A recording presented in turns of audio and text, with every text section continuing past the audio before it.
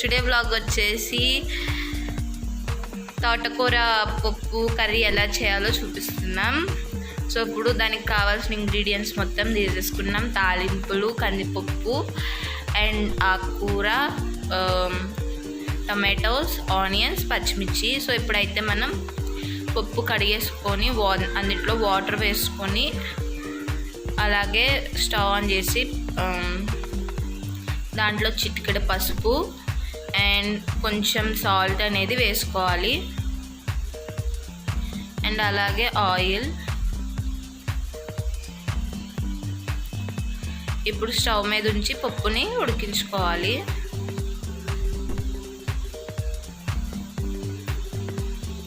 So పప్పు అనేది ఉడికిపోయింది కదా. ఇప్పుడు దాంట్లో మనం ఏం చేయాలంటే టొమాటో పీసెస్ అండ్ అలాగే ఆనియన్ పీసెస్, తోటకూర, పచ్చిమిర్చి వేసేసుకోవాలి. అండ్ అలాగే దాంట్లో తగినంత కారం, ఉప్పు కూడా వేసేసుకోవాలి. మనం వేసేసుకొని మిక్స్ చేసుకొని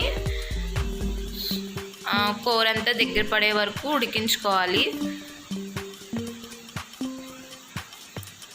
సో చూసినాక తగినంత ఉప్పు అలాగే తగినంత కారం వేసుకొని మొత్తం మిక్స్ చేసుకోవాలి.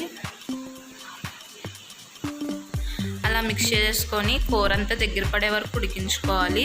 సో గాయ్స్, ఎవరైనా మన ఛానల్ని ఫస్ట్ టైం విజిట్ చేస్తుంటే please do like and share, subscribe.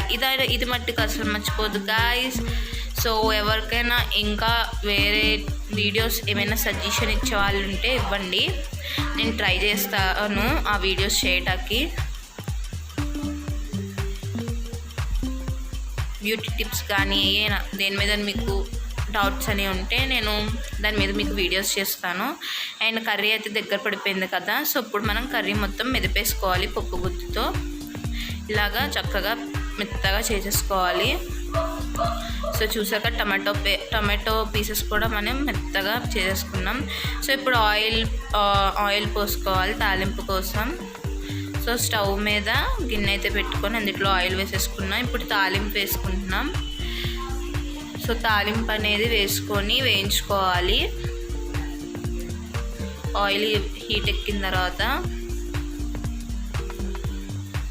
So ఇప్పుడు అవి వేయించేసుకొని దాంట్లో మనం కరివేపాకు కూడా వేసేసుకోవాలి. కరివేపాకు వేసుకొని మళ్ళీ మిక్స్ చేసుకోవాలి. సో ఇప్పుడు మనం పప్పు మ్యాగ్నేట్ ఉంది కదా, దాన్ని ఇందులో వేసుకొని మిక్స్ చేసుకోవాలి.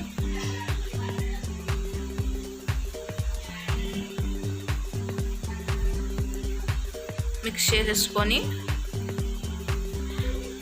ఒక 2 minutes అలాగా మూతేసి ఉంచేసుకోవాలి. తర్వాత మనం సర్వింగ్ ప్లేట్ చేసుకోవాలి. సో గాయ్స్, మీకు కనుక వీడియో నచ్చితే లైక్ చేయండి, షేర్ చేయండి, సబ్స్క్రైబ్ చేయండి.